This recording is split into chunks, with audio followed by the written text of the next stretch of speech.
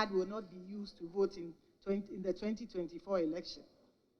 The Ghana card is only a requirement to register as a voter. Once you present your Ghana card and successfully register as a voter, you will be issued with a voter's identification card, which bears the code of your region, your district, your electoral area, and the name of your polling station. The Ghana card does not have these features, and therefore it will not be used to vote in the 2024 general election. The CI before Parliament seeks to promote the continuous registration of voters and advocates for an all-year-round registration of eligible voters at the district offices of the Electoral Commission. It is a clear departure from the previous system where the voters' registration was done for a limited period. We are mindful of Article 42, Article 42 of the Constitution, which enjoins us to register Ghanaians who are 18 years and above and who are of sound mind. We do not intend to disenfranchise persons who qualify to vote. More especially, it will prevent unqualified persons from influencing our elections and having a say as to who should govern our country. This is an issue that borders on the sovereignty of our nation. Simply put, only eligible Ghanaians must be entitled to vote. And we call on our honorable members to support our efforts to prevent foreigners and minors from getting onto our electoral roll. With respect to the integration of our database with EC, the hope is that it will help eliminate the cost of periodic voter register compilation, card issuance, and voter verification, depending on which of these options the EC will independently select to pursue. But it will also result in the issuance of secure ID smart cards with 10-year life cycles, if this were ever to be considered. But most importantly, it will eliminate concerns over voter fraud due to the high integrity of our database. There will be no duplication of voter ID and determination of eligibility based on age, based on citizenship, and also based on the person's identity, that you will be who you say you are. The 3.5 million cards will be released at the appropriate time for the work to be done. We agreed on 100 million CD transfer, and as he rightly said, 80 million has been put into the accounts of CAL, and 20 million, as he also mentioned, will be done by close of business today. So we are very comfortable about the situation to ensure that the needed cards will be given to the NIA to do its work. The Speaker has no business in what business is transacted in Parliament. I wouldn't say that at all, except to say that no Speaker has the right to also say that I will not allow government business to be transacted. No Speaker has that authority. Period. See how the minority can say that we will, if you say we will not allow it, yes.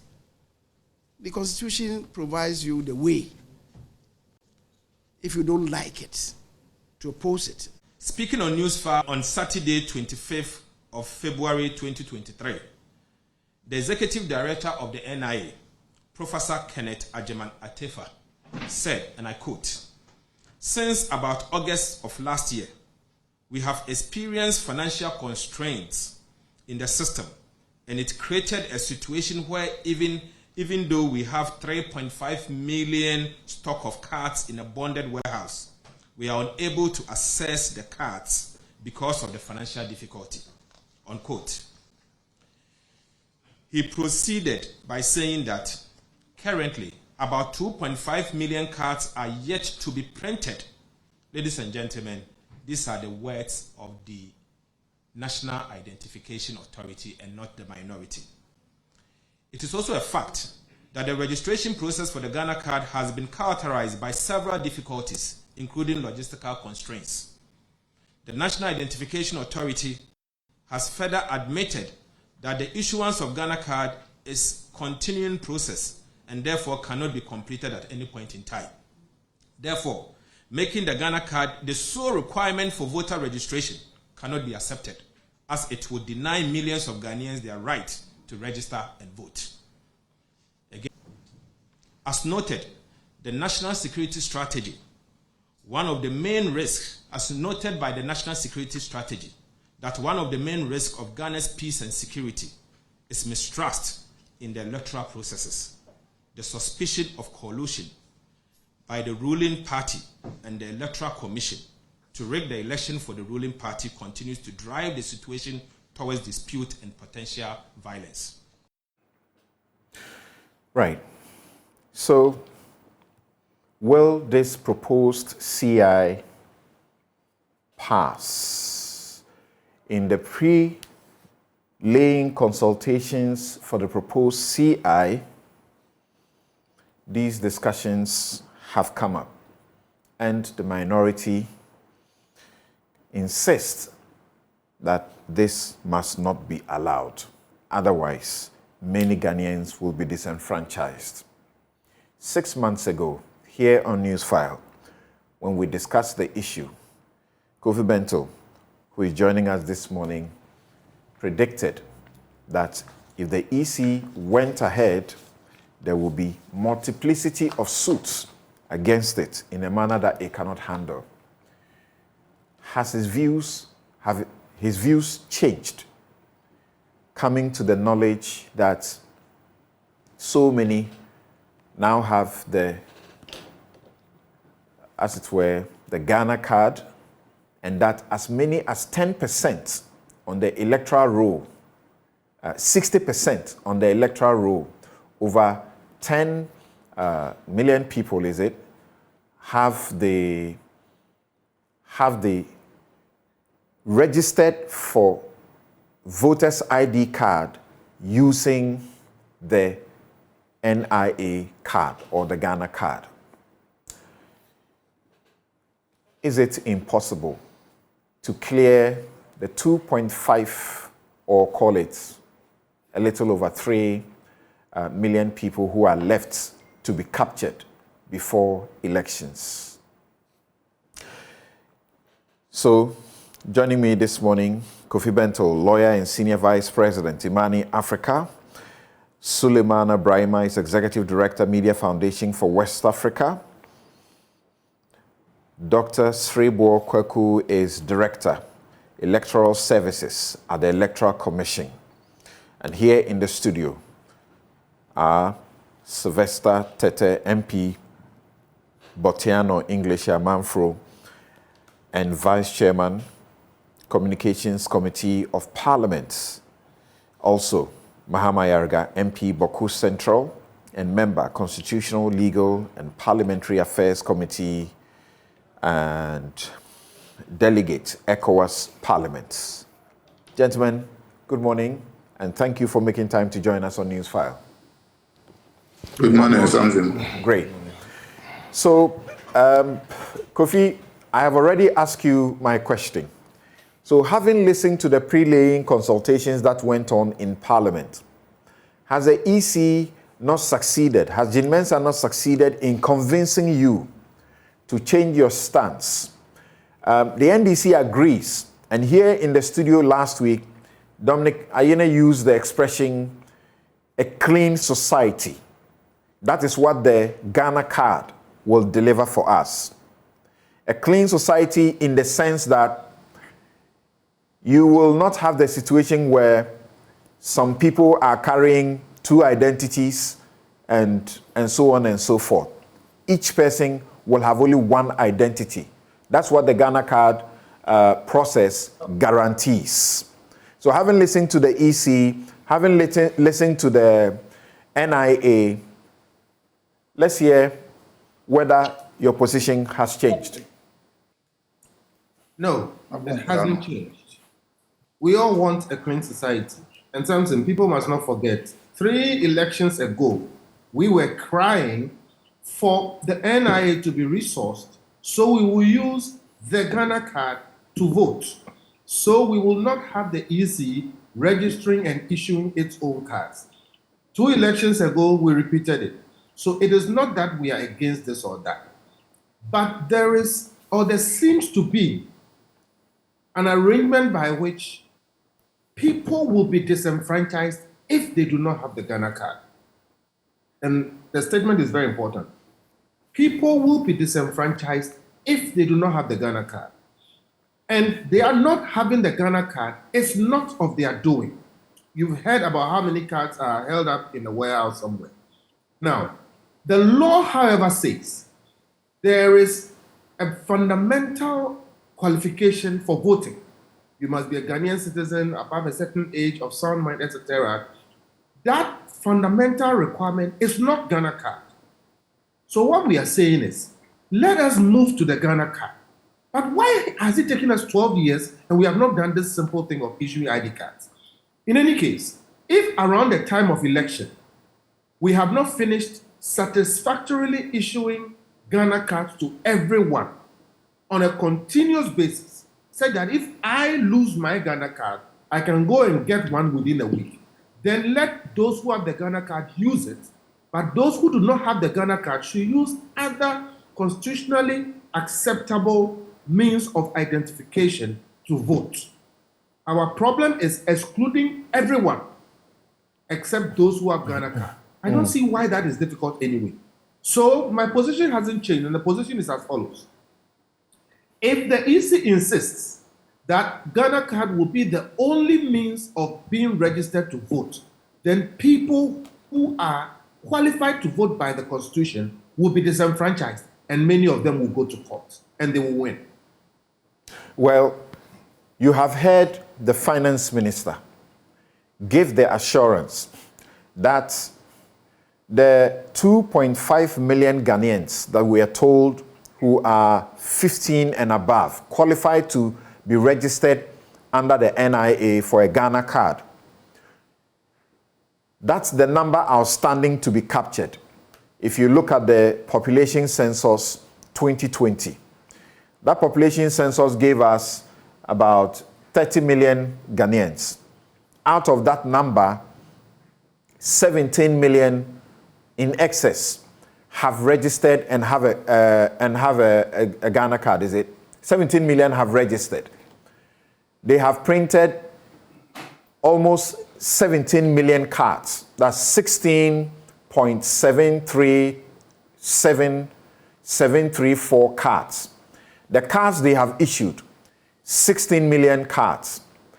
People who attempted multiple registration, 95,942.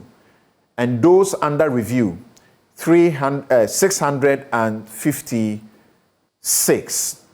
They are saying the outstanding is only 2.5 million. That is 15 years and above. And they didn't have money. The finance minister says, I have, cleared that hurdle. Money has been issued. The banks that were holding the cards in custody are supposed to release the cards.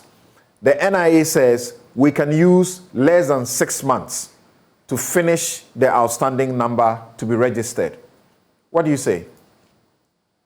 All that is very good news. And honestly, the problem with that is, why did we sit down all this time? It took Newsfile to get the government to work. But be that as it may, I have no doubt that the NIA is capable of registering every person they have to register in Ghana. Issuing ID cards shouldn't be that difficult. And the NIA particularly has had hundreds of millions of dollars to do that work. So for me, it is doable. I'm happy they say they can do it. This is their constraint. The ministry has come in. But let us make the issue clear. The NIA must register everyone that is eligible to be registered, so that everyone that is of voting age will be able to vote. And then there must be that connection between the Ghana card and the EC, such that effectively we will have continuous registration, because The persons who will turn 18 1 week before election are due and they are valid voters. If they have a Ghana card, then 1 week before election, if they become 18 years old, they should be able to vote. The EC should create the system which makes that possible. My worry is that by the EC's law, is it 60 days or 90 days before elections, you cannot register to participate? It is my view that that law is unconstitutional. The Constitution is above any other law. The Constitution says you must be 18, you must be able to vote. If a day before election you are 18, you must be able to vote. Now, the EC's law made sense at a time when we did not have the wherewithal to determine who is 18 years old. That is what the Ghana card solves. So indeed, if we want to make progress, we should have an arrangement where if you have a Ghana card, you really don't need to re-register for an election, so to say. To every law, there is an exception. There will always be reasons for this or that, but if the reasons really don't make sense, we should not stick with them. That's why I say the EC law, if we have a Ghana card system where people who are eligible to be registered under the Ghana card system can all be registered and are all registered, except those who choose not to, then indeed the EC should have the system, and they've spent enough money to be able to generate that system, by which if you present your Ghana card on election day, all it needs to do is to check what the Constitution says it must check. You are a Ghanaian and that you are 18 years plus. If even that 18 happened 2 days before, you should be allowed to vote. The EC law which says 60 days, it is time for that to go. And we need to make progress, like the politicians are saying, so that we'll give everybody who is of voting age the opportunity to vote and not stop anybody simply because of administrative procedures. Right. And I have decided on a deliberate path. I want the, members of parliament to listen to you guys, and then we will come to them. Now, Sule, thank you once again. So, yes, like Kofi asked the question, I was asking the same last week, that this CI, we first heard about it some 7 months ago. Now, some 6 months ago, we sat on this program and discussed the issue, and the number outstanding to be registered was the number that is still outstanding to be registered. If the state is that committed, the question being asked is, why wait till now to begin the process to now give the money for the cards, for the registration process to continue? In fact, 6 months ago, Dr. Sribo Kweku was on this show and expressed the faith. He was almost certain that by the close of the year 2022, the outstanding number would have been covered. Here we are. But of course, the finance minister says the money has now been released. So, do you understand the opposition still? Well, Samson, let me start by saying that for me, it is quite strange that almost every election, the EC itself, particularly this electoral commission, the current leadership of the EC, makes effort to sort of discredit its own register. If you recall, before the 2020 elections, we were told that, well, the current register has a lot of issues. It is not pure. It has minors, it has non-Ghanaians, and all of that.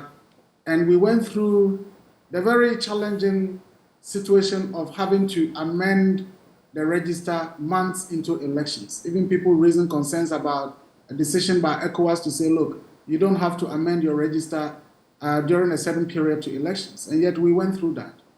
Today, we are being told that the new CI is to cure whatever challenges we have with the current register and to ensure that we have a very clean register.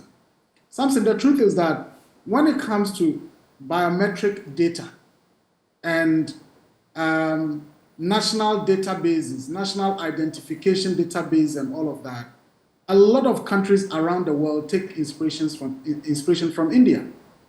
India did it almost a decade ago, and if you read the literature, whether it is the World Bank, the Brookings Institute, and a number of think tanks around the world would say that India remains the gold standard when it comes to national identification and how to use national databases to deal with a lot of the issues that we are talking about.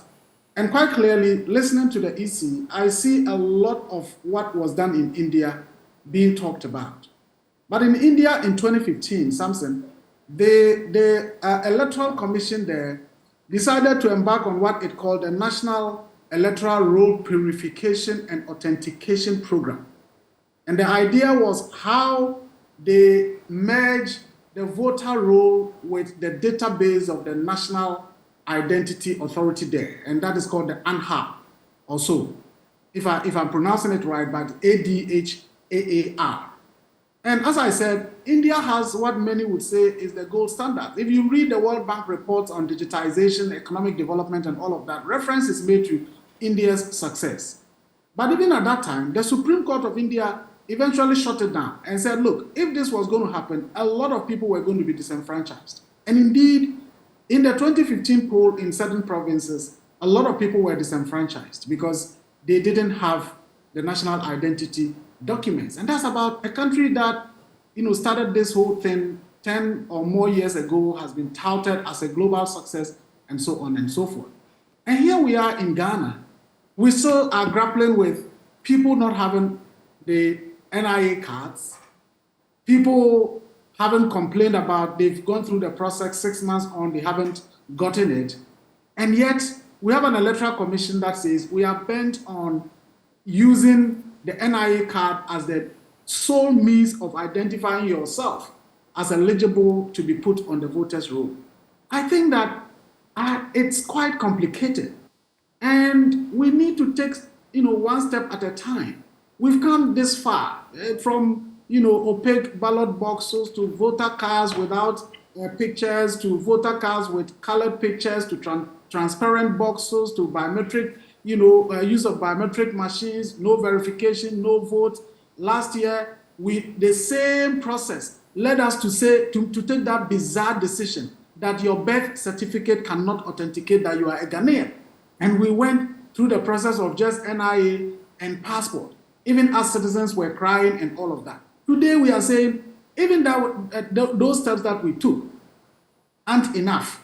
And we now have to go through the process of having everybody or those who want to be on the register produce a national ID, when we know a lot of people don't have it.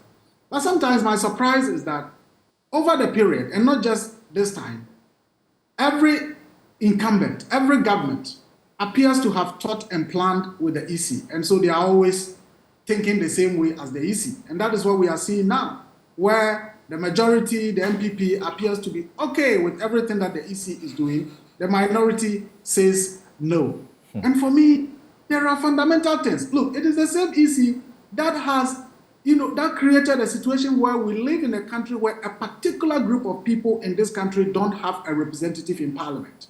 And almost 3 years on, we are okay. We are looking on. What has the EC done to ensure that that whole mess is killed? Nothing has been done. We are in a year what Sule, the EC's primary concern and the reason for which it wants to use only the national ID card as the identifier to be registered as a voter is, as the commission chairperson says, to eliminate the guarantor system, and by doing so, you eliminate minors and foreigners who use that route to get onto the EC's roll. The EC, up to 2020, has managed to do what it says is some sort of a cleanup of the register. So a register of 17 million Ghanaian voters has as many as over 10 million Ghanaian voters who use the ID, national ID, to obtain their voter ID. So they are hoping that going forward, no room is allowed for that register to be, if you like, diluted. So if you use only GhanaCard, you will refine it and clean it even more.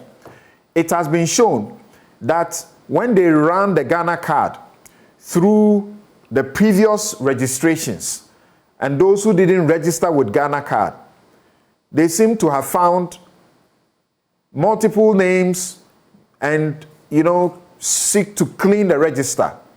When you run the GhanaCard through our passport system, we are told the same thing, multiple names, including passports that even the passport office has no, records of. So this is to ensure a cleaner register. You don't agree? Well, Samson, the aspiration sounds great, but practically, it would be great if the EC can point us to any particular country, either on the continent or elsewhere, where that has been done successfully. And I'm saying that, look, when it comes to national databases, even the NIA, I'm sure, would say that they had to learn a lot from what has happened in India.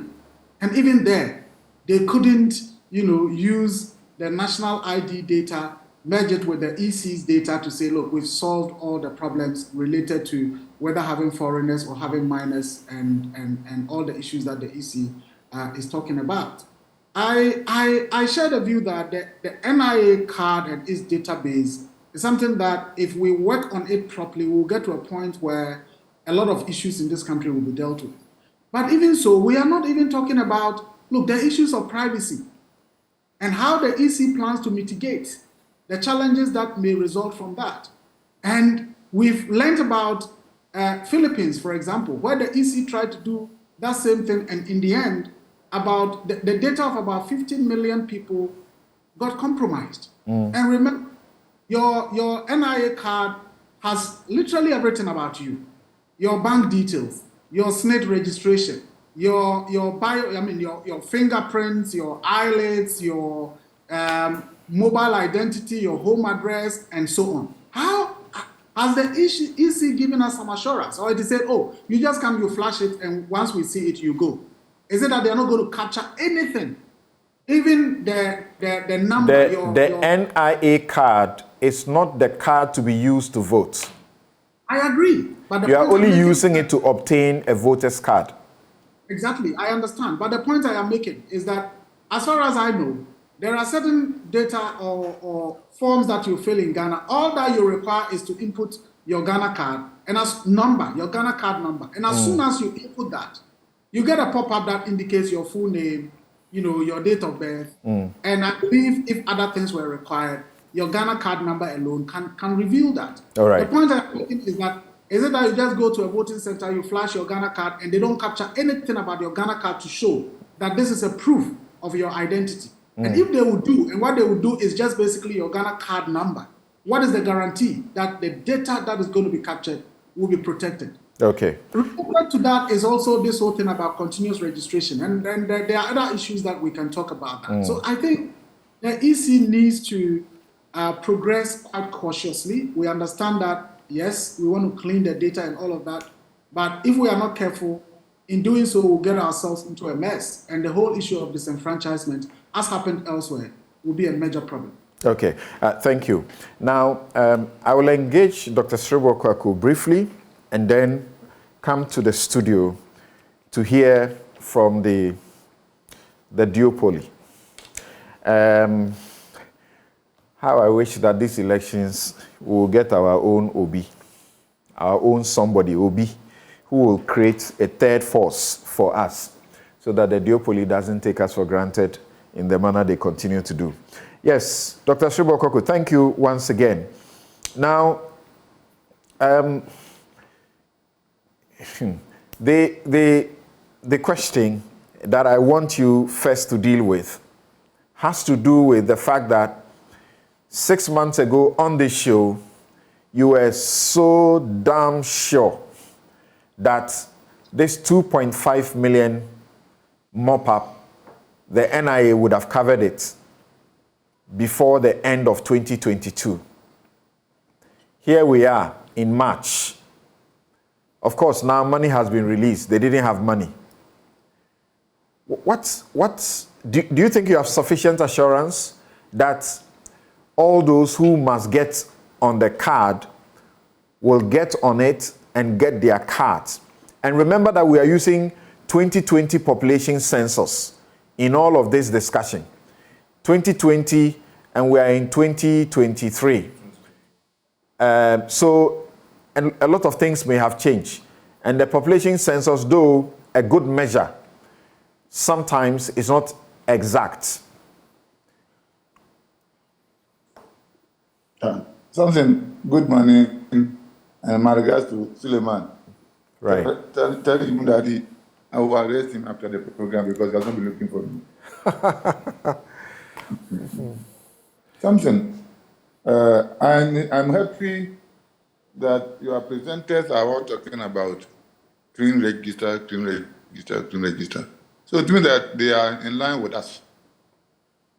Let us also understand that the Electoral Commission has been given a mandate by our Constitution. And I stand up for those who drafted the Constitution as far as Electoral Commission's activities are concerned. And if they give the Commission an assignment to do it, then they give the Commission all the powers that they need to implement them. So that if at the end of the day something goes wrong, they can now accuse the Electoral Commission that it did not take the right steps. And if you wouldn't mind, I want to take you through history. I joined the Commission in 1995. In 1995, I came to meet the CI 12, which was passed in 92, this was 95. And it listed a lot of identities, plus the guarantors. And this was CI prepared by the Electoral Commission at that time, depending on the variable identities and cards and the rest. Then in 2004, we came out another one.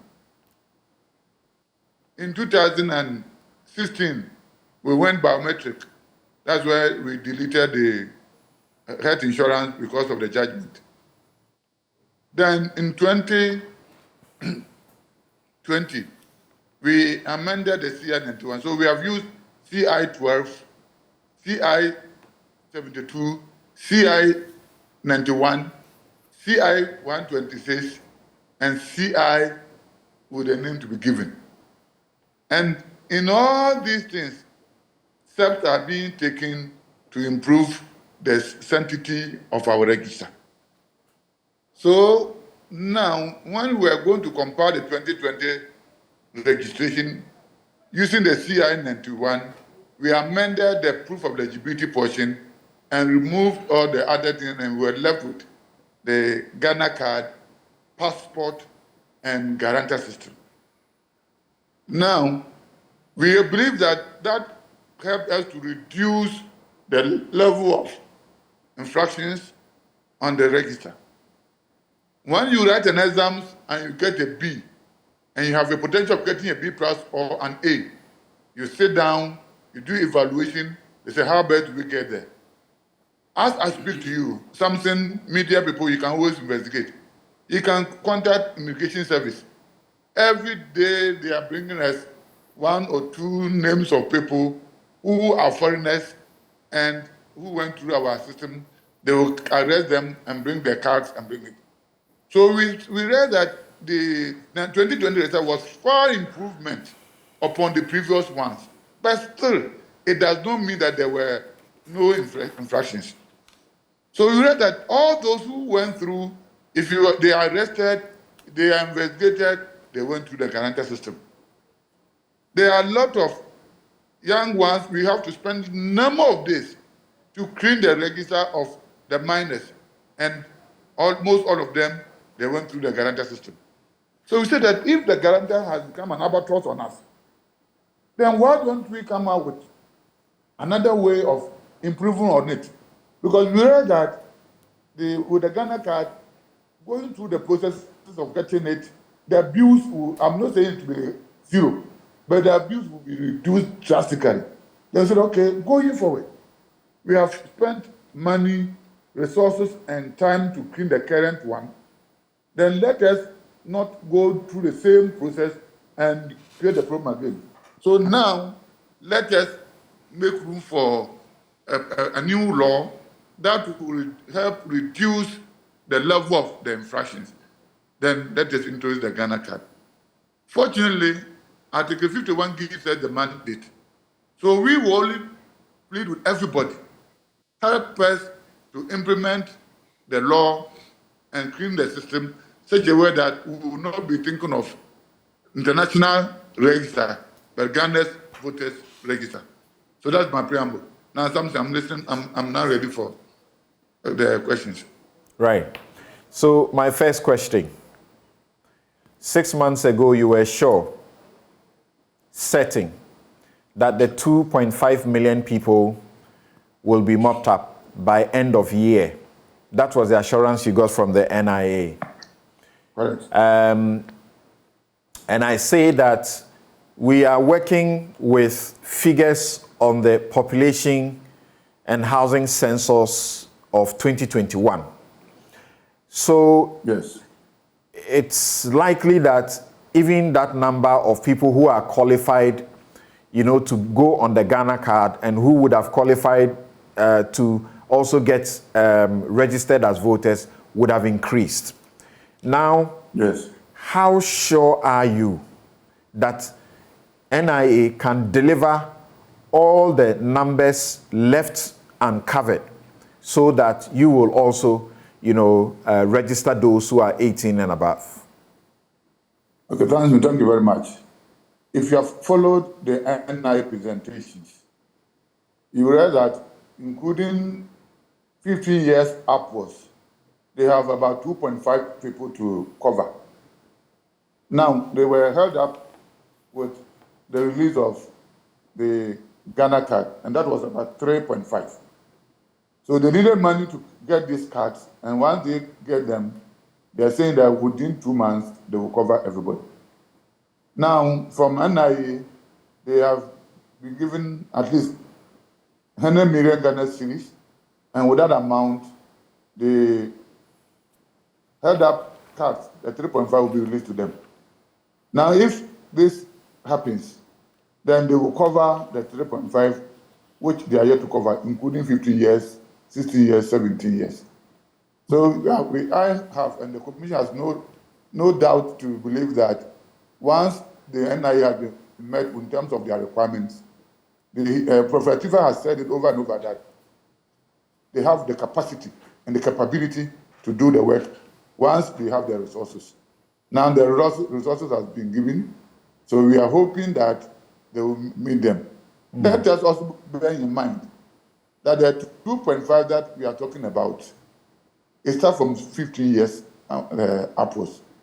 The Electoral Commission's calculation based on the statistics available, we are only adding 2 million to the 17 million that we have. And these 2 million will be added from now to October 2024. So it means that NIA has 20 months, and Electoral Commission too has 20 months to cover these people. So now that the NIA has access to the cards, I don't think this one should be a problem. So what Ghanaians should rather help everybody is to engage the government so that all the resources that are needed at any point in time will be given. As far as the Electoral Commission is concerned, we don't have any problem because we are using our permanent staff. So we are not going to hire people to pay them. So we don't need any budget for us to roll out the control organization and to capture the people. Right. It is the NIA, and once they have been given the resources, they should be able to do that. Right. We will definitely see how that goes because the government owes in about $17 million, right? It owes about $117 million. If it has paid 100 million Ghana cedis now, which is just 1.4. It means that there's 1.36 billion that is left to be paid. How the government deals with that debt, we'll see how that goes. But here is the question. You say the main reason you want to do this is to avoid your guarantor system, which you say is porous and allows minors and foreigners, to participate and bloat the register so that unlawful, unqualified people are voting. You're right. The question that's been asked is, what's the difference really? Because people are also going to get the NIA card using a guarantor system. Yes, but at least it increases the chain of abuse. It increases the chain of being able to abuse. Because if people are saying that NIA is using guarantor system and they can go there, so then the problem is addressed. Go through your guarantor system with the NIA. Now, but let us bear in mind that with the NIA, you are guaranteed, but you swear an oath before a commission of oath. In addition, the guarantors' biometric data are attached to your name. So at any point in time, they can identify you with your guarantors, which is different from that of the Electoral Commission. So if the guarantor system is available to the NIA, let the people who use the guarantor system get their GhanaCard, and they will use the GhanaCard to come and register. Okay. So it doesn't point any issue. Do I take it that you are now abandoning your earlier arguments that the NIA system is where people can be punished if they falsely guarantee, and in your guarantor system? No, I'm saying that for a long time now, what the EC has told us is that with the NIA guarantor system, because you swear an oath before a commissioner for oath, you suffer consequences. But the fact is that when you do the guarantor system through the EC, you also suffer consequences. It's just that perhaps you may not have been activating yours to punish those who use your guarantor system. So the next question, which is the let me address that one. Yes, what please. What I said is that with the NIA, you swear before a commission of oath. So it puts a form of fear before the applicant. In addition, the biometrics of the guarantors are attached to the one who has that's understood. The biometrics that is attached makes the difference and not the consequences, because in your own law, you also swear and say that you bear the consequences that follow from false swearing, even though you are swearing before an EC person. Now, something. Yes. If I'm swearing before an ordinary person, the fear is not the same as swearing before a notary public, a commissioner of oath. So these are the people who are doing that. Now you are going to swear an oath before the commissioner of oath. That one puts some fear in the okay. So I hear that, but from where I sit, I don't see what that difference that makes. If you swear falsely, once you are swearing an oath, and the law provides for that oath to be sworn, you must suffer the consequences, whether you are swearing it before a court or you are swearing it before an ordinary person. I agree to that. Right. But I'm saying that for the applicant, the mere fact that they are swearing before a commission of oath tends to intimidate them comparatively. Okay.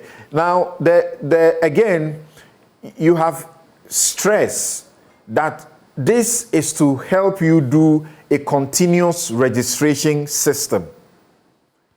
The question that is being asked is that you have a law that allows you to do continuous registration. You have never used it. So what is the guarantee that now you will use a new law that is passed to allow you to do the same thing that you already have power to do? Okay. Now, if you look at the law, if you compare the two, you realize that this one, the focus is on continuous registration. Unlike the previous one where you have other forms of registration, this one, the focus is on the continuous registration. In addition to that, this one helps in a sense that if we are going to roll out the continuous registration and we are doing registration specifically at the district offices, unless there's an exigency for us to go outside it. Now, whenever you're doing registration, the parties are there. If you have the guarantors, then the parties will be there always because they want to be there to guarantee and also to ensure that the right people apply. Now, if you are using only the Ghana card, then anybody will get to know that I don't need to be there because there's a reliable form of identification. So going through the controlization with the Ghana card makes it easier for even the political parties. It will cut down their cost in the sense that initially they will want to observe, but they will get to the point that once you come, you don't need to be there to guarantee for anybody. You don't need to be there to be challenging people because people will be coming there with comparatively reliable form of identity. Then I maybe ask you this lastly and come to the studio. How do you solve the problem of long distances to the registration centers that you are now going to use, and the possibility of confusing people as to their specific polling stations where they will be able to vote? I've heard the majority say that all of those are not issues. But interestingly, this is an issue that the NPP itself has raised before. In their written address in the 2012 election petition, and I'm holding a copy of the address in my hand here. On page 5, they raised one critical issue, and they said, one disturbing decision by the Electoral Commission was the registration of voters without assigning them to any polling station. An intriguing development was the announcement, it's okay, so I'll end it there. So the NPP have also had issues previously, but now they don't seem to have that issue. How do you solve that issue as well? I don't know the court judgment on the issue that you brought by the NPP in the 2012. I don't think the Commission has ever registered people without assigning them polling stations. So I don't know the judgment that was given. No, this is not the judgment. This was the NPP's address to the court before the judgment was delivered.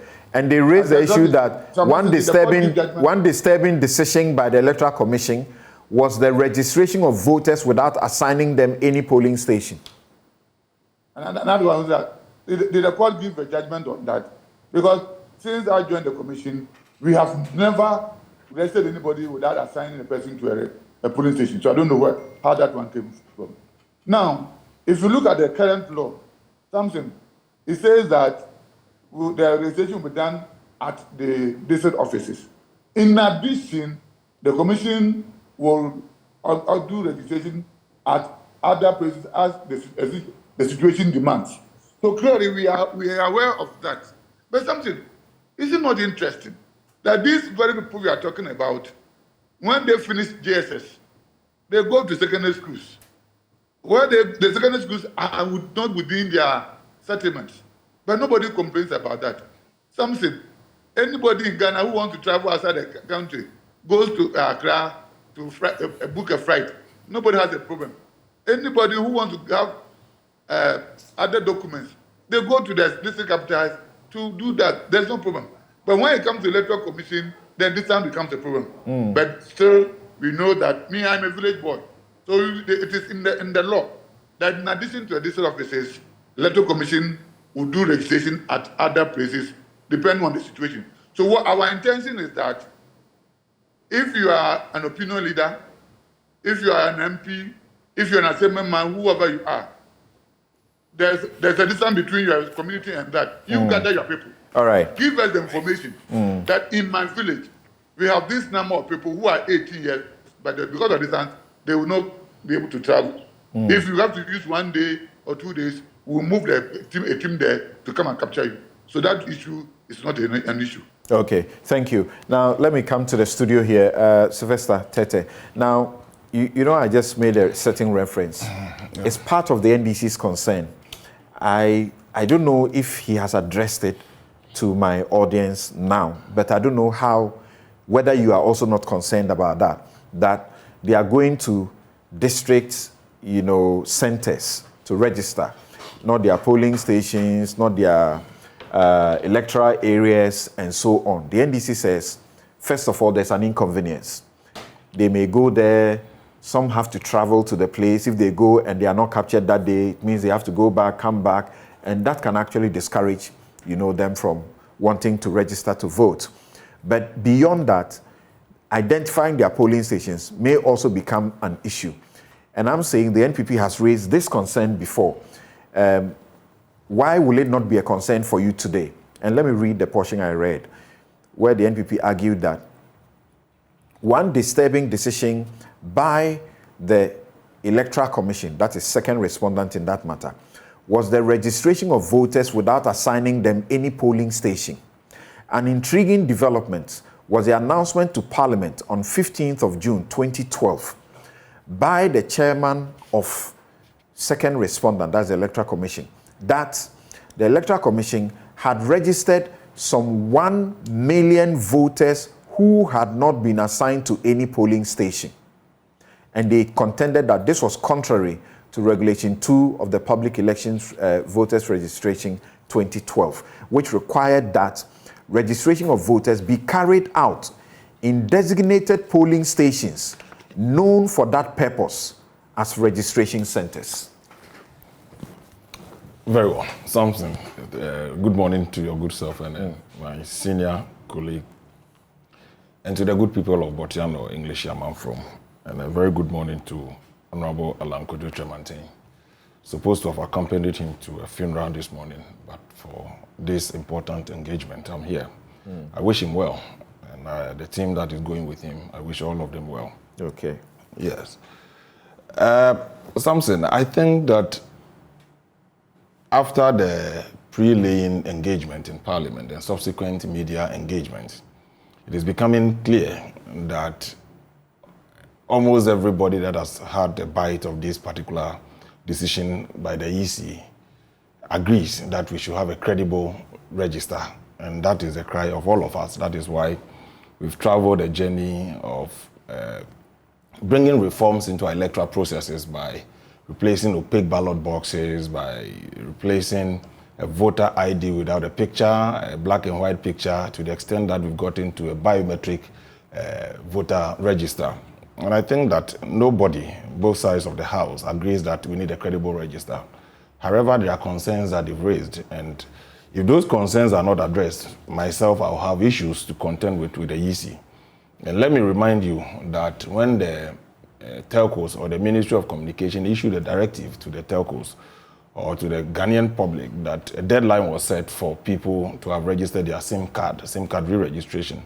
As a vice chairman of the Communications Committee, I spoke against it, and I said that you couldn't have done that when the source document for registration, it is obvious that a number of people do not possess the GhanaCard, to the extent that the NIA at that time... Some of them, even though they have registered. They have registered, they have not been issued their cards, to the extent that the NIA itself had said that their operations is not based on a deadline that could give all the cards to the Ghanaian public to be able to go and register. So you realize that there was no collaboration between the NIA and then the Ministry of Communication, or NCA for that matter, the implementing agency for that particular directive. So where we are, I spoke publicly against it. But in respect of this, on the face of the available data, it is obvious that what the NDC is doing is much ado about nothing. I ask you a specific question. Yes, specifically, I'm for a moment thinking that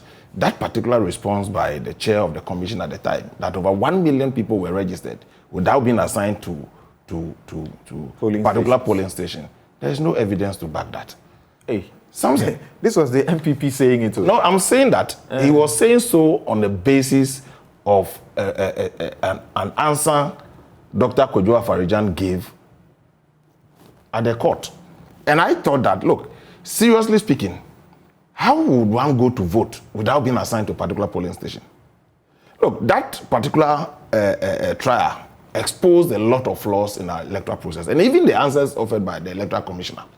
It's where I was sitting at the time. It was obvious that he was speaking from a position of a confused person. So the question is that this is now part of the concern of the NDC today. For me, because the people are not registering their polling stations. Let me take you through this, and it's a practical example, and I believe my senior is well versed in this. There's been limited registrations at the district offices of the EC over time, and let us be clear that political parties has always been partners of the EC to ensure that we have a clean and credible register.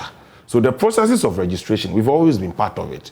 That people who are not versed in the polling station, because every electoral voter's ID card you have has a polling station code and is unique. So one where you live within your constituency, if you are not aware and you get to the polling center and they ask you, where do you live? I live at Tuba. Where do you live in Tuba? The electoral officers, they have a code to every area.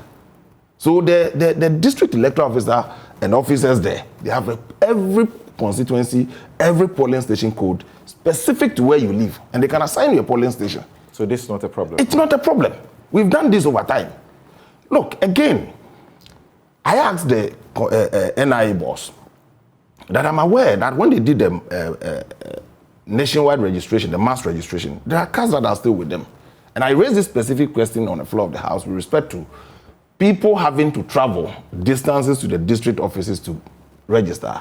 And if for a reason they don't have money to come, because some districts you need to sleep over.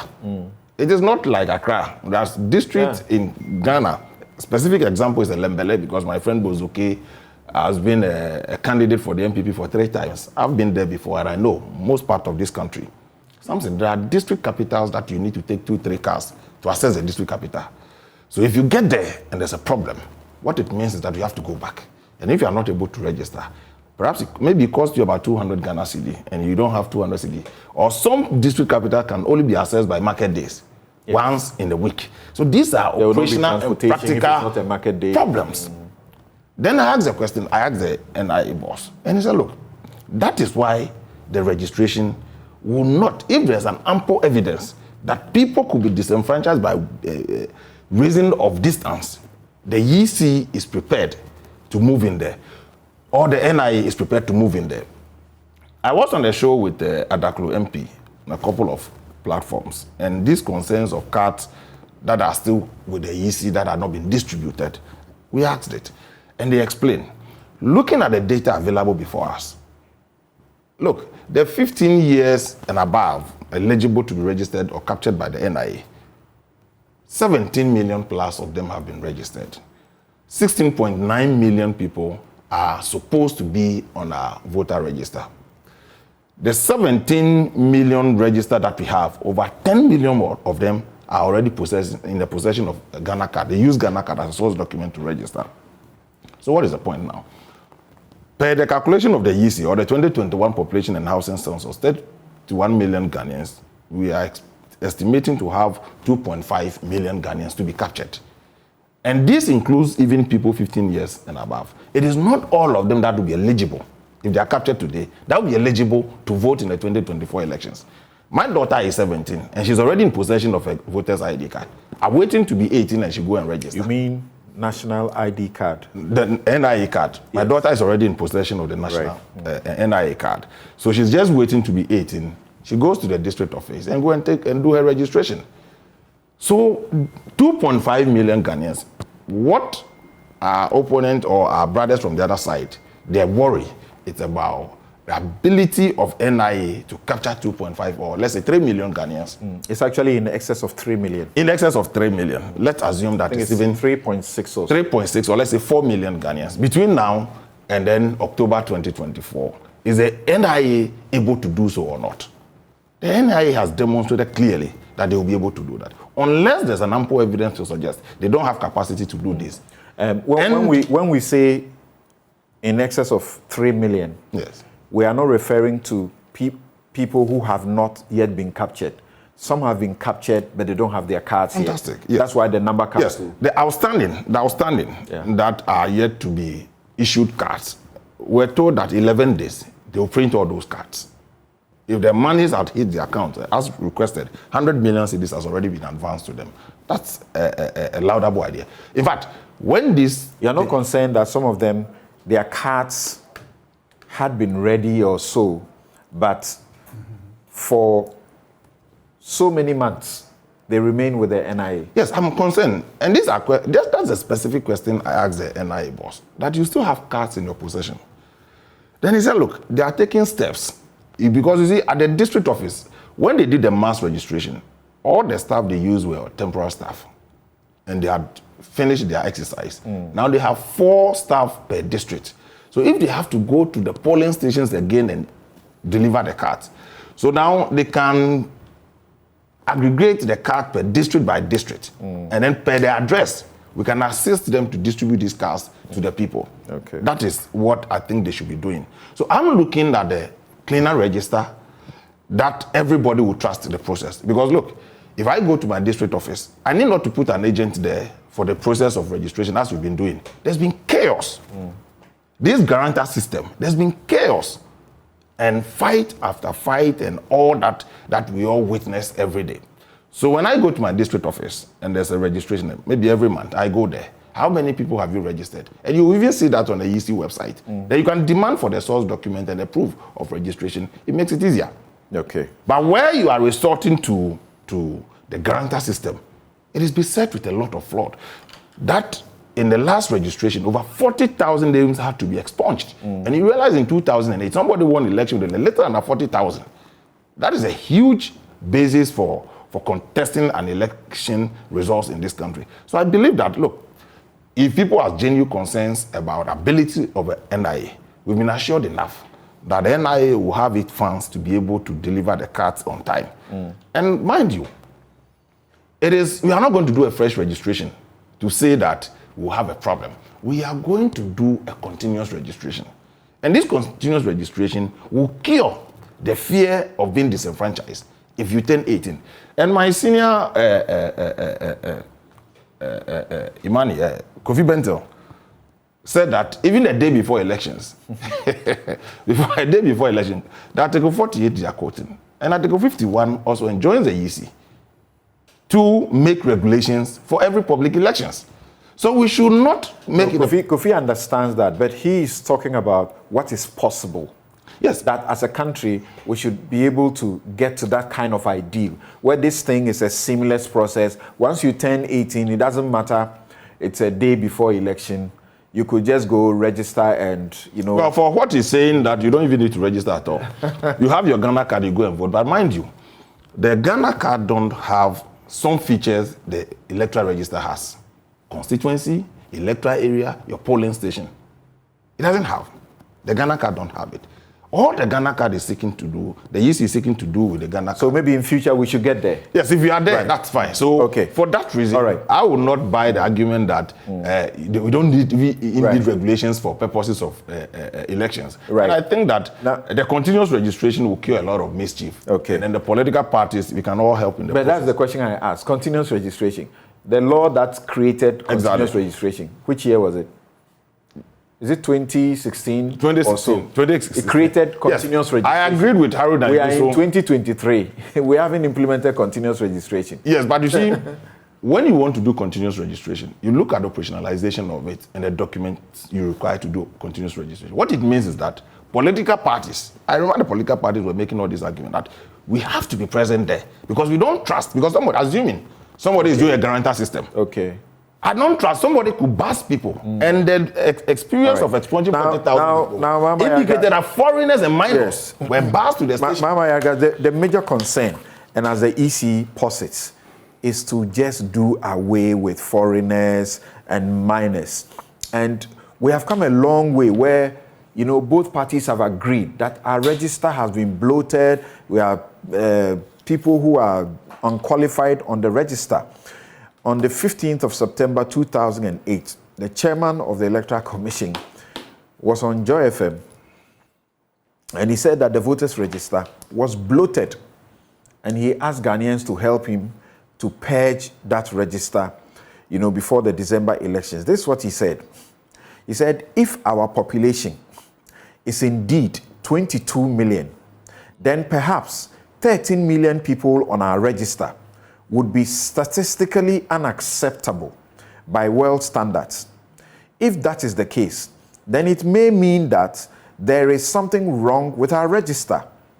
Let me say that at the end of the day, the register is as good as the stakeholders are prepared to accept it. I underline that.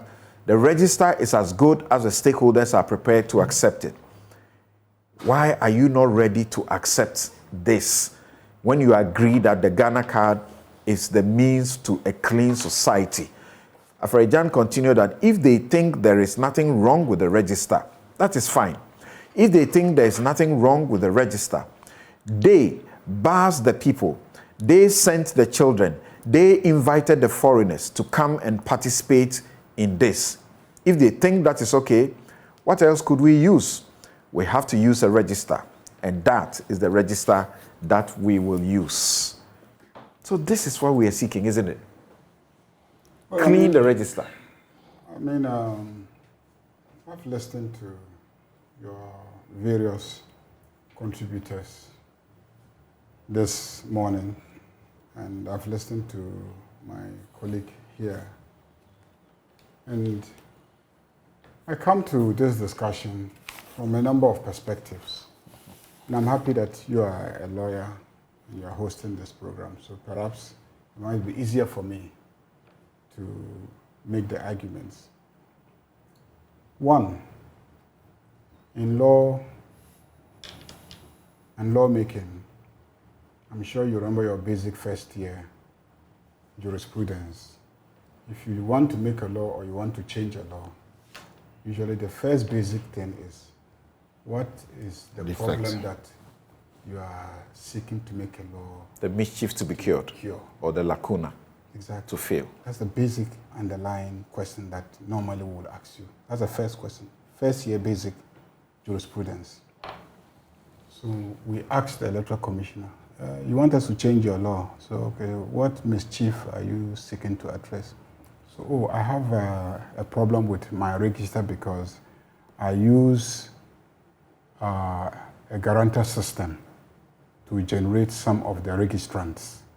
And there could be some problem there because people who are not qualified could slip through and get onto the register, and that affects the integrity of the register. She says, in fact, thousands have slipped through and they have had to delete them. Yes. And then we said, do you have any evidence? Yes, actually we even deleted 40,000 from the last registration of about 16 million people that we did. And then additional data about some non-Ghanaians. The 40,000 really were largely infants, not non-Ghanaians, but people who were not up to the 18 years of age. So because of the guarantor system, this is how these people got in. So your problem is that your guarantor system enables those not qualified to get on the register. That's your problem. Say yes, okay. So what is your solution? Oh, my solution is now say that anybody who wants to come and register should bring a GhanaCard. Unless you bring a GhanaCard, we will not use any mechanism to determine that you are a citizen. So really, so okay, good. So we asked, okay, so the GhanaCard, how do they generate the GhanaCard? And then we pointed out to her that, do you know that the person producing the GhanaCard also uses a guarantor system? Do you know that first in 2000, when we passed the law establishing the National Identification Registry, we did not make provision for them to use a guarantor system. It was tight. They had to look for primary source documents, birth certificates, baptismal documents, so many other sources of data, IDs of parents and whatnot, to enable them to deduce your citizenship from these primary sources. But they found it difficult. So they came back to us in Parliament in 2008 and asked us to amend their law so that they will do what you are doing today, which is to also have a window open to them so that they can use a guarantor system. So how is it that they are using a guarantor system to produce a card, and we have given you the opportunity to also use a guarantor system to compile register of citizens for purpose of voting, you are asking us to abolish your guarantor system and use only this card, which is also a product partly of a guarantor system. Can you reconcile the logic of your proposal to us and the mischief that you say you are trying to remedy? That fundamentally is the issue at stake here for us as a minority. And her only answer was that, oh, the guarantor system of the NIA is more robust.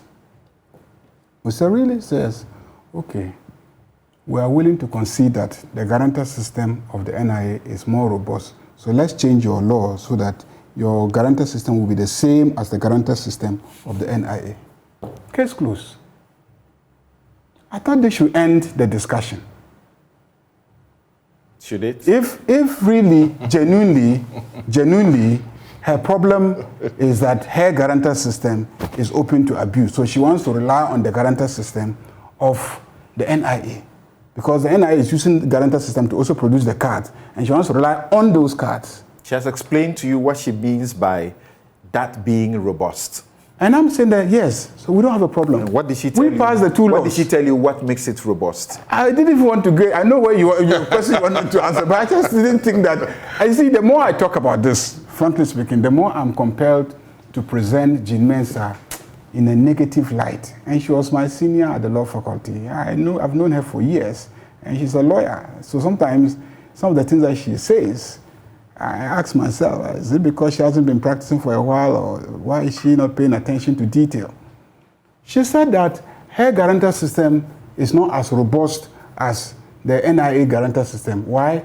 Oh, because they swear an oath. I said, really? Have you read the NIA law? You haven't even read it. If you've read it, you wouldn't be saying what you are saying. The NIA law makes provision for two guarantor arrangements. There is a guarantor arrangement by parents. It doesn't make provision for commissioners of oaths.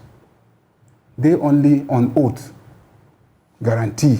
So if a mother or a father who is holding a GhanaCard approaches NIA with his 19-year-old son and says, my son needs a GhanaCard, and this is my card, which shows that I'm a citizen. This is his birth certificate, which shows that I'm his father. So he's a citizen. So I guarantee for my relative.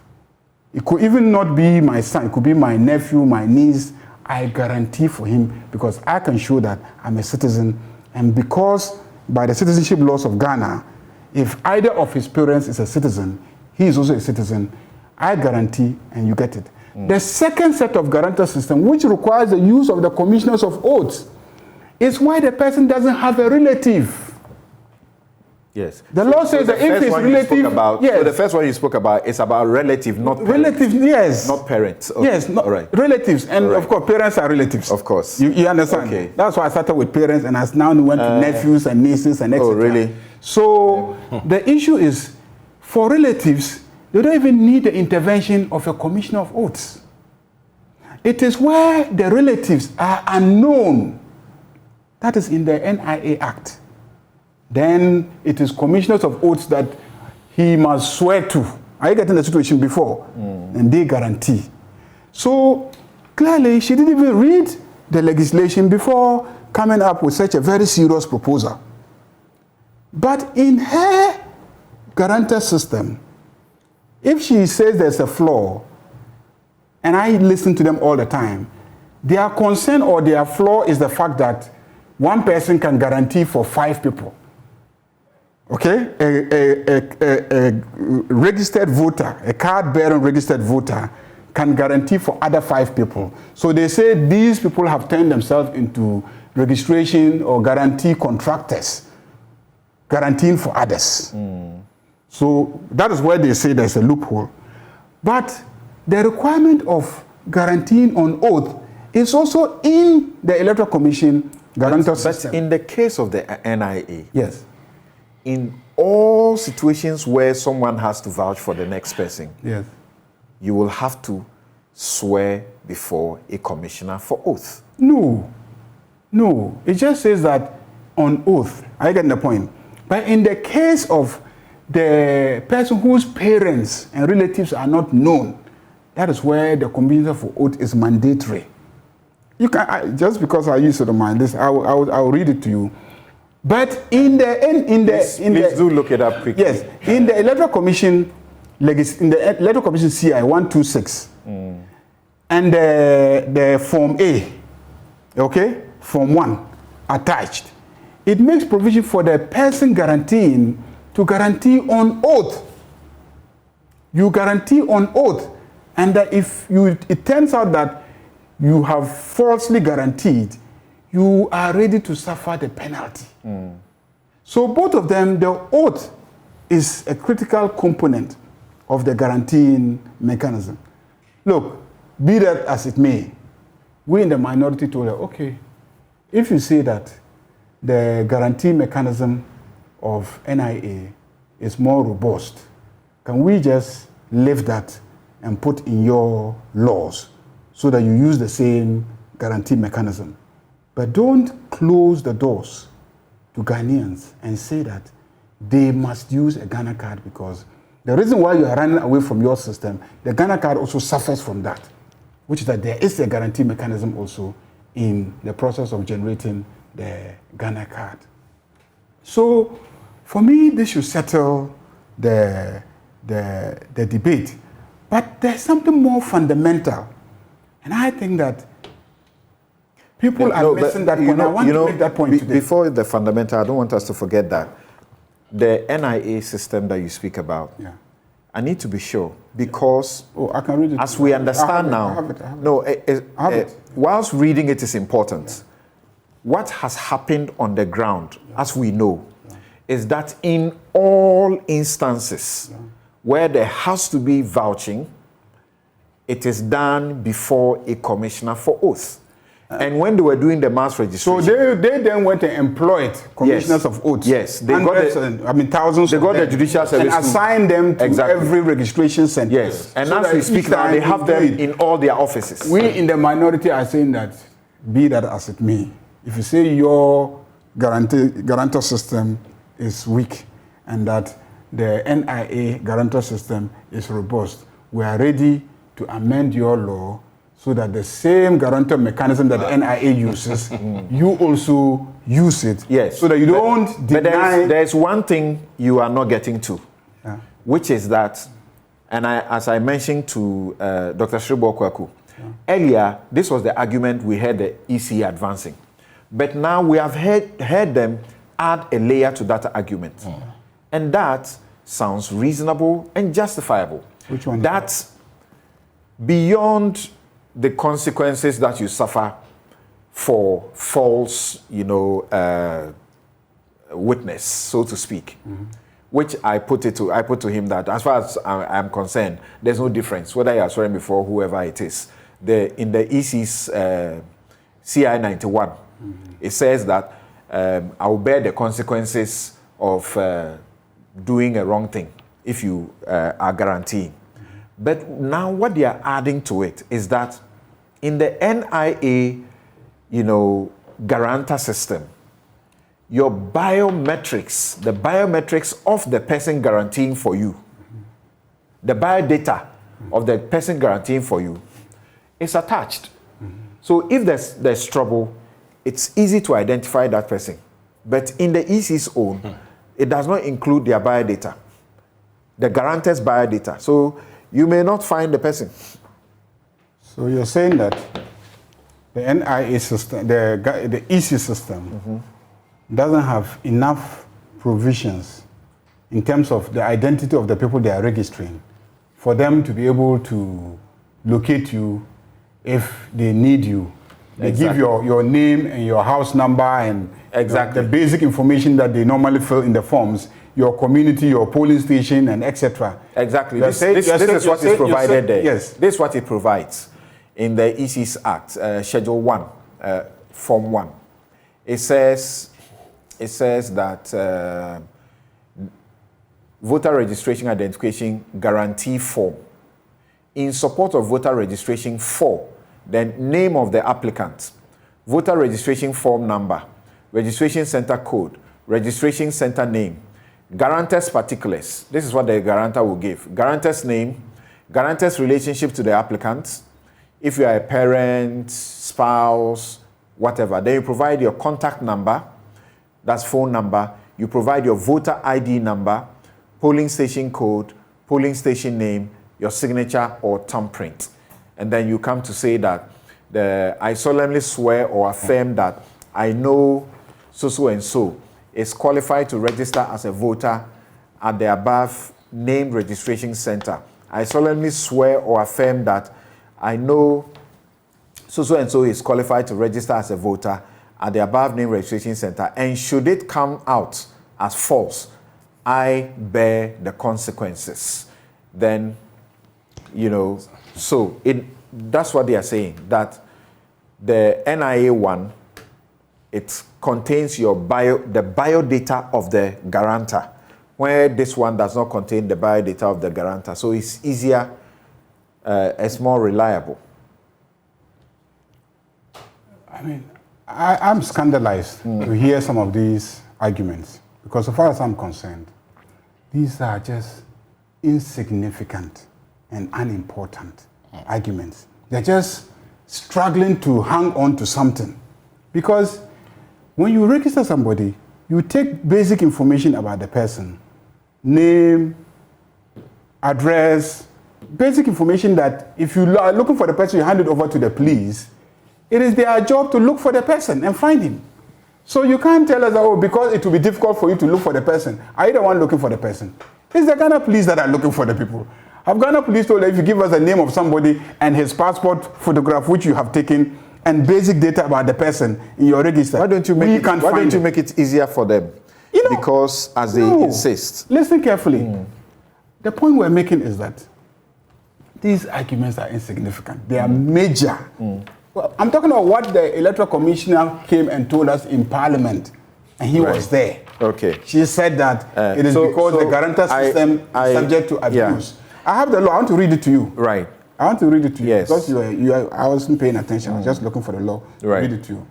Section 8, Section 3 of the amendment to the National Identification Register reads as follows. Section 8 of the principal enactment is amended. B, by the substitution for subsection 2 of 2, where an applicant is unable to submit any of the documents specified under subsection 1. And the documents specified under subsection 1 include birth certificate, valid passport, valid residence permit, valid certificate of acquired citizenship, and any other information as may be required by the authority. These are the documents that the NIA uses to issue a card to a Ghanaian, a birth certificate, a valid passport, a valid residence permit. That is because they also give cards to residents, non-Ghanaian residents. And then a valid certificate of acquired citizenship. I was going to get to that argument. So these are the documents the NIA requests for. Apart from all the things about your address, your days, your biometrics, in terms of documents, these are what they look for.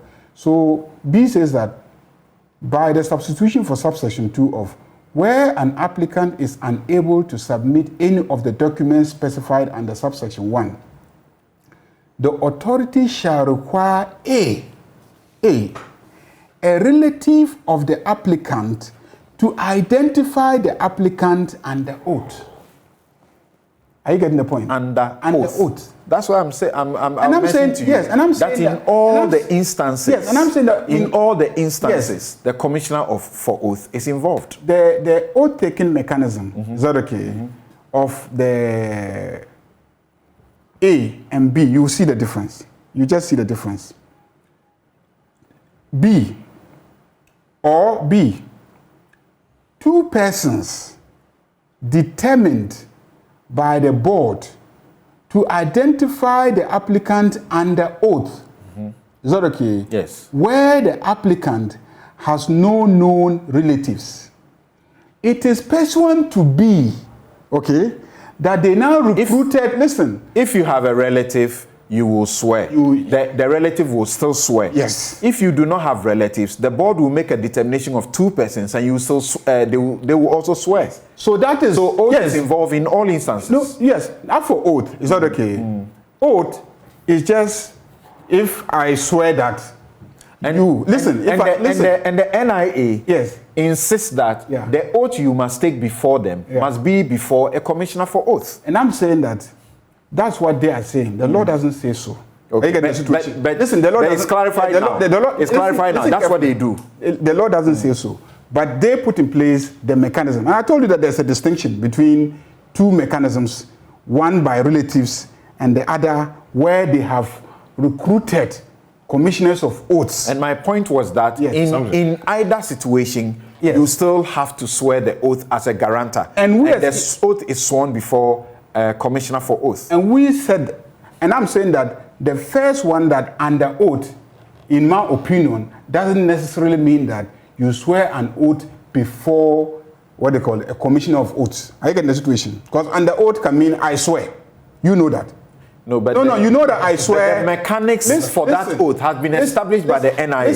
So I think that's not the point we can argue over now. That's a fine question of law. Right. And I'm saying that even in the Form 1 of CI 126. That point is made. Is that okay? Yes. It also says that you swear, an oath. That's right. That you are guaranteeing properly for somebody. Right. So in all cases, both that of the EC and the NIA, there is an oath-taking mechanism. Yes, but now they are taking it a notch higher, and they say your biometric and biographic data is included in this oath taking, which makes this one a better enhanced. No, it's not in the oath. In this guarantee system. In this guarantee system. Which is an enhanced, which is robust. No. My substantive question to you. This is my substantive question to you. Yes.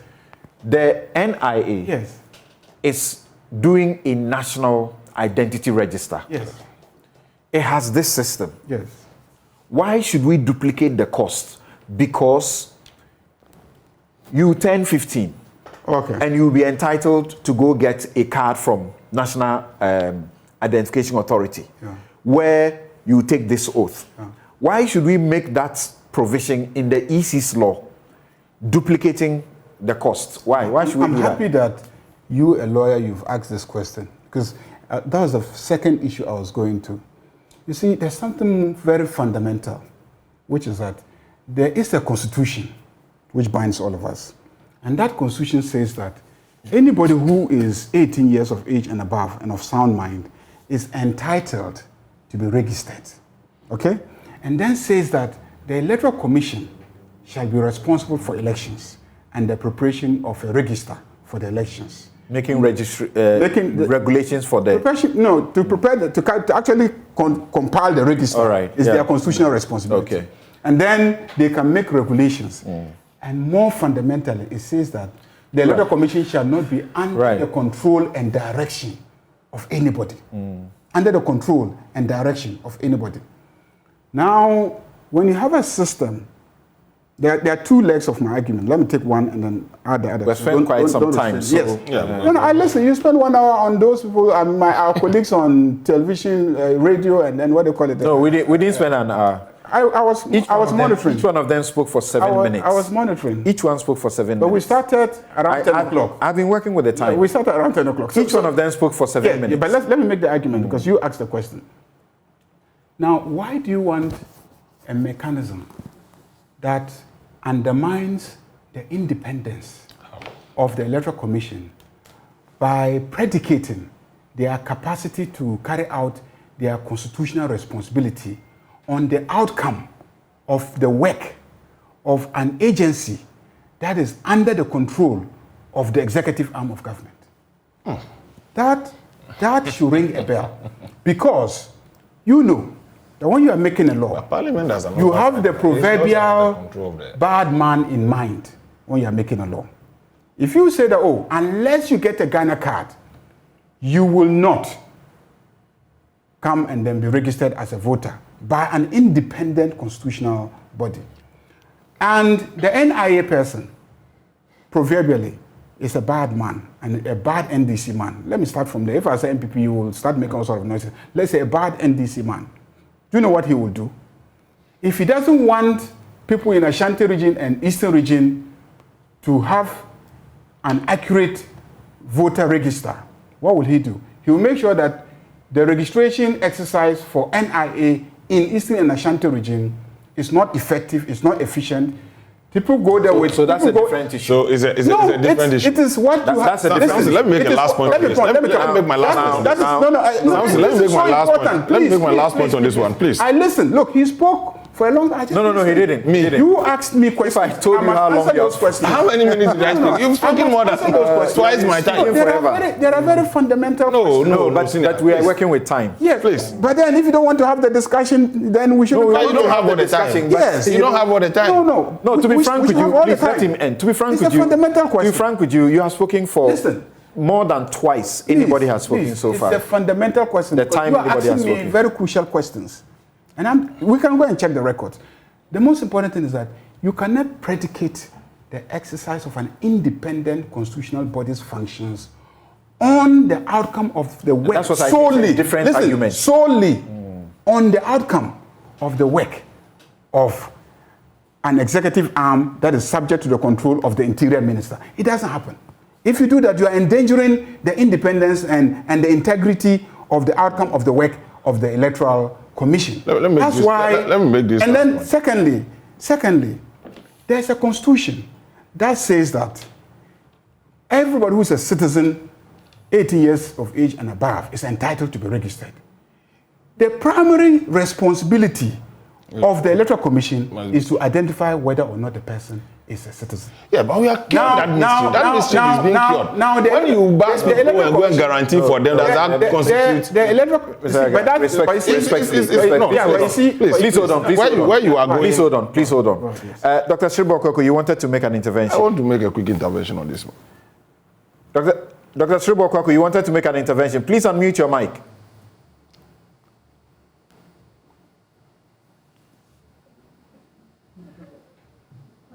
Please unmute your mic. We are waiting for you to make the intervention. Okay, all right. So he looked like he was paying attention to us. I don't know. Okay, so my last argument. Sorry. I mean, unless you are closing the debate on I don't want to go and come back to this issue. I want to take a break. We don't come back to this issue anymore. We have only 2 minutes to 11 o'clock. Let me give you a minute and see what it's obvious that the NDC can foresee their election rigging machinery will come to an end, and that's the only reason why they are fighting this with all their strength. But let me tell you something. Look, practically, go to YC limited registrations and even registrations for general elections in this country. When somebody comes to register, the political parties, they will just take the ID numbers of the registrants, even without their consent. And the registration officials will be using as a guarantor to guarantee for people. We've gone through all this and we know how these things have been working. And we are saying that never again. Like you said, duplication of duties of state institutions. I wonder why my senior brother, colleague, will say that NIA is under the control of the executive. For that reason, if you are using NIA card, let me remind you of National Registration Regulations of 2012, 2111. It was done when they were in government. And they made a national identification card as a sole document for registration obtained. Please. Not sole. Not sole. Not sole.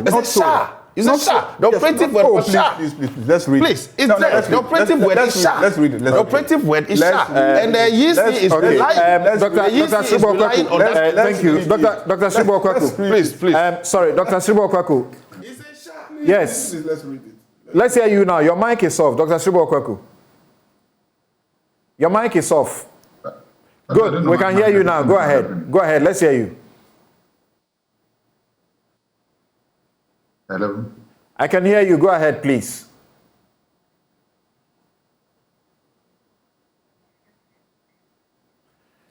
I can hear you. Please speak. Okay, something needs to be resolved. Just a minute. I don't want to come back to this issue again. Just a minute to Bentel and Suleimana. A minute each, please. What will you say in conclusion? Actually, my very final question to Mama Yaga was the fact that the Atuforcing was saying that the demand they are making is for an independent validation of the NIA's figures of registered persons before a decision may be taken if the Ghana card will be used. So in that direction, you can tell that if something is done, the NDC will not be opposed. Right. Samson, if I may go first. Yes, please. Good. So, again, Newsfile time, so we can't explain everything. So I'm going to make the points. Hopefully, we'll get to a point we can explain it. Number one, the whole point that the NIA has better legislation and has better information, biometric, etc., beyond the EC is not tenable. The EC's laws are not inferior to the NIA's laws. Indeed, if the EC wants, it can collect biometrics and it can track people who do the guarantee. And I think Honorable Ayariga has said a lot about that. In fact, the EC can restrict the guarantee to parents or relatives. So, in short, the EC's law as it is not inferior to the NIA in that regard. However, I am one of the people who is of the view that the EC should stop registration. The time when we allowed or made the law for the EC to do registrations, we didn't have an NIA. The NIA now is the authority for registration. The EC should build a system to use the NIA's information. And if there's any capacity to build on the on registration systems, we should build it in NIA and let EC use it. So indeed, let me conclude and say, on this matter, the NDC's arguments are superior to the MPP's arguments. But if they want to do so, they can go ahead and do it, and they all just have to be vigilant. But the arguments being advanced are not tenable. Why are we equating the Ghana card registration system to these systems that are in silos and amenable to even men of God holding double identities, double names, double parents, and so on? Again, so there is a huge issue there. But again, because of Newsfile time, I don't think we can go there. But let me put it this way. My MP was saying, oh, why are we talking about all? We need to get to the point where, indeed, the EC will not need to do registration. We need to get to the point.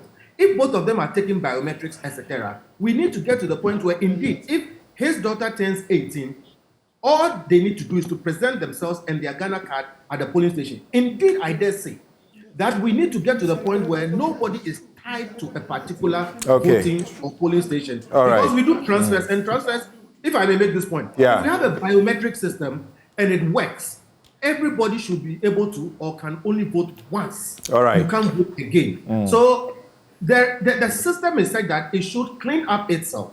And we should get to the point where we are not doing easy registration and NIA registration. Yes, NIA registers, it uses the registration. Yes, Sule. Hello, Suleimana. Yes, Samson. Yes.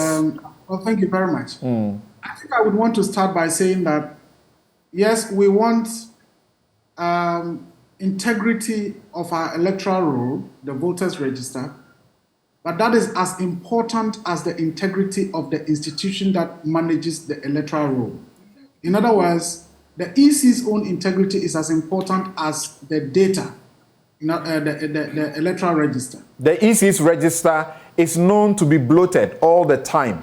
Even the ECs themselves have admitted to the bloatedness. I'm referring to Afarijan. I'm referring to Charlotte Osei. I'm referring to Jean Mensah. She just told us about 40,000 names cleared off. So if we have a system that can avoid all of these, what is the problem? Well, I think something, if I'm right, NIA registry, you can enter only once. No, that's what you just used to show this, have multiple, you know, I don't want to name names. But what evidence is there that NIA has never registered a non-Ghanaian. Because there's no evidence that not non-Ghanaian. If you are registered as a non-Ghanaian, you are designated as no. If you are registered a non-Ghanaian as a Ghanaian citizen and issue the person a card as a so far there's no evidence to the contrary. It's because we haven't investigated that. That the NIA system. I'm telling you. With about how many? I come from a border 16 or is it 13? I come from a border. So you see why 13 security processes. I'm saying I come from a border. If you breach that, then what else? Yes, Sule, let's hear you. I come from. Yes, Sule, let's hear you. It's very easy. So the point I'm making is it's very easy. We need to work towards improving the systems. But 2020 election voter register compilation, what we were told is that we want to clean the register, and that is what we are doing. Right. We limit even the eligibility to just a passport and the guarantor system. Okay. I would make is that if it is not broken, be cautious about fixing it. And I think that is the point that the EC must be aware of. It's been done elsewhere and it hasn't worked. So why are we so sure that in our case it will work? And I've pointed to areas where these things started decades ago. Again, so far, I don't think that there has been any comprehensive analysis that points to the fact that over the years, we have had electoral outcomes that are on the basis of having ineligible voters on the register. If the EC has that, I think it would be good to learn about it. That, well, as the EC chairperson says, we want to ensure that it is only Ghanaians who are qualified that determines who become the leaders of our country. But I don't know if in the past we have had situations where our president or MPs have been elected based on, or largely based on having ineligible persons on the voters register. Okay. And I the various arguments that have been made so far, in my view, are untenable, and we need to proceed with a lot of caution. Okay, thank you very much. But I believe that when we come to a point to seek to impeach the NIA system without evidence, we will be destroying a very good thing. This is a system that, as we know it, has 16 different systems. And I think about 7 data security systems. Of doing what? Of making sure that your data... Mention the one after the other. Let's start. Okay, so let me take the 6 data security systems. We don't have time. All user biometric data is collected. Yes, you have all registration records have unique MAC addresses, and the interviewer and operator IDs are attached. Yes. The data is transmitted from mobile registration workstation via a secure network. You have data that is encrypted during the transmission. Then 5, you have data storage that is mirrored on a central server. You have transactions that are automatically copied to disaster recovery sites to preserve the data, and you have data that is backed up every day. We'll take a break. We'll be right back. We'll be right back to go and question the issues as regards the John Mahama's promises as he launches his campaign. Thank you.